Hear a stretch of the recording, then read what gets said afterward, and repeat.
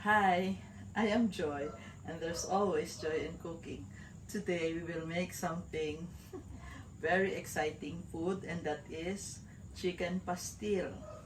No, so I will only need very few ingredients. We have here pastil.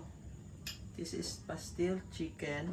This is inspired by Ray Garde and Bern, and then we just made adobo chicken and then minced it, and then once it has been finely minced, we roasted it over the flame without oil. Then we have eggs, hard-boiled eggs, and then rice, and then banana leaves. Okay, so this is practically adobo, chicken adobo, and nothing else. Pero gin chop chop chop and then gin roast. This is how it is. Thank you, Bern. Thank you, Ray, okay, for this inspiration. Actually, this pastil, sige lang. This pastil, I tried it when we went to Calamansig. So we were hosted by the family of Father Romel, ano pa to? Maricar and family, and basta lang cousin Jasmine. Okay, so this is rice. Tilawan talang uskon ka baluman ta. Okay, yan, and then we will mold it into that one.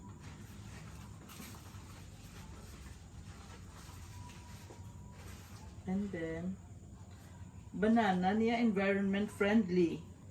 This is environment friendly kay hindi cling wrap or papel or what. And then ako lang ya kay do panyagahon ko ni, I will add egg, and then I will wrap. Hindi ko kapalo. Yan. Okay. Dason, wrap it like that. May gisi. Sige lang, ipos lang ko no abi wala gisi ang aton nga ano. Yan. Okay. Yan. Dali lang. Ma-wrap ako some more. Dali lang kita. Okay. Oh.